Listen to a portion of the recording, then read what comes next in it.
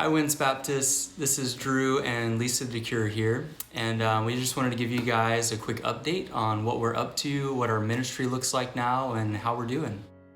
For those of you who don't know us and our story, we spent several years in Papua New Guinea before returning home to have a baby, which we thought was going to be a short 3 to 4 months time home and then returning back. However, we have not been able to return back. Part of that was because of the medical needs of our baby at the time, which, praise the Lord, she is thriving and doing so well. Thank you everyone who prayed for little baby Mercy. But during that time, we found out that our other toddler had suffered a brain injury at birth that we didn't actually know about and is now facing a lot of developmental delays and hardships. Because of Haddon's needs, we made the difficult decision to pause our return back to Papua New Guinea indefinitely. We are now transitioning to a stateside role, and we're really thankful that the Lord has given us the opportunity to still be a part of reaching the unreached, even though we can't be the ones actually physically there reaching them. For anyone who knows us and for the people who spent time with us when we came to visit, you know that our hearts were all in.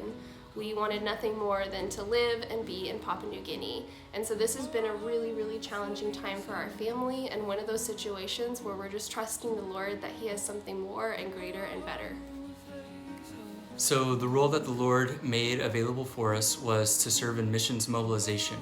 And some of you guys know we are based out of College Station, Texas, where Texas A&M University is. And there are about 80,000 college students here. In fact, this is actually where both Drew and I decided that we ourselves would pursue and become missionaries. And so we are excited to be a part of helping students who we once were and encouraging and challenging them to take the next steps to actually going. One thing we've realized is that we hold kind of a unique perspective in the sense that, we have actually served overseas, and so we know the need. We've seen how plentiful the harvest is, and we've seen how the workers are indeed few. And we really felt like the solution to the workers are few is for us to go, to get to be the workers. But God in His sovereignty has instead called us to this unique position of being missions mobilization, to where we can, Lord willing, replace ourselves overseas 5, 10, 20-fold. And so that is one of our goals and our heart in pursuing this new ministry, is to see that though we could have been one family on the field, and though we really would love to be, what if by us staying, we instead could be a part of sending off multiple families and individuals in our place.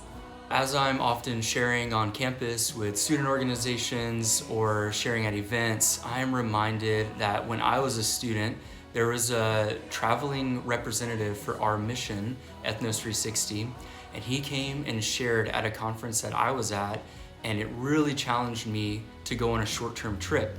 So when I went on the short-term trip, my life was totally changed, and by the time I was done, I was committed to serving the Lord overseas. And so I am so thankful to be able to be in that role for someone else potentially, to be that voice of challenge and encouragement to consider a strategic role in the Great Commission and figure out where it is the Lord would like to use you. The drop-off of the percentage of people who are interested in missions to the ones that actually end up pursuing it and then going is staggering. And so we are trying to help fill the steps in that gap of all these students who are excited and ready to go, that want to use their degrees in creative ways overseas, or just want to be a part of the Great Commission internationally. How do we help them figure out training, pick an organization, start support raising, meet with their church? There's so many things that we personally went through that we're able to use that experience to help families and students take those next steps to actually end up on the field.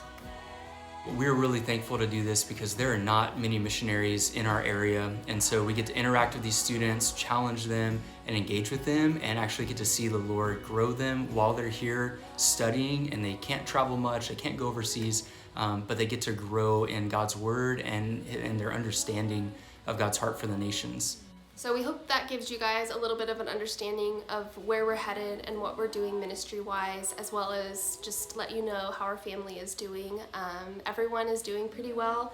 Haddon is in regular therapies as well as attending a special ed preschool program, and we're just continuing to pray that God would bring full healing to the injury in his brain, and trusting God with his timing and his plan in all of this. And we're definitely learning the really challenging lesson of trusting God when he seems to be leading you one direction and seems to be giving you a heart and a passion for one thing, only to then turn and lead you somewhere else. And we know that you don't have to share our exact circumstances to know and to have personally experienced that yourself. And so we relate so deeply with Paul and all the missionary letters that he wrote, just saying, man, I long to be with you, and instead I'm here. And I can imagine that Paul reached the end of his life and he could look back and feel like that was a failure. I was shipwrecked, imprisoned, shipwrecked again. So many of his letters was saying, I wish I could be with you, but I'm prevented from being able to. And from man's perspective, that can just look like a wash, a failure of, what is God doing here? How is this for good? And yet it is not only for the benefit of all those churches, but even for our church and us as believers today that happened. And so we can't see, we don't know yet why God changed our direction and why we can't be in Papua New Guinea right now. Our hearts long and ache to be there. That was our home and our passion. But we trust that we serve a God who sees what we can't see and knows what we can't know, and that he still has a plan. All right, and finally, we just wanted to say thank you for all of you guys, for your prayers, for those of you who support us monthly, and especially for those who were involved in putting our Christmas gift together. That was a really special blessing for our family to receive that, and the kids loved everything, we loved everything. So thank you guys for doing that for us. We feel really loved and visible and valued by Winn's Baptist. And thank you for sticking with us in the messiness that is missions and in the unexpectedness that is life. I feel like one thing that this pandemic has helped us feel more seen and remembered by people is just the reality that none of us are in control and that life can change so quickly. And so, we knew the statistic going overseas that missions is messy and it often doesn't work out and it often leads you one place and then the other. And so we are right in the middle of that process, and so we just thank you guys. We thank you for standing with us and, like Drew said, being one of our support systems through all the highs and the lows of ministry and missions.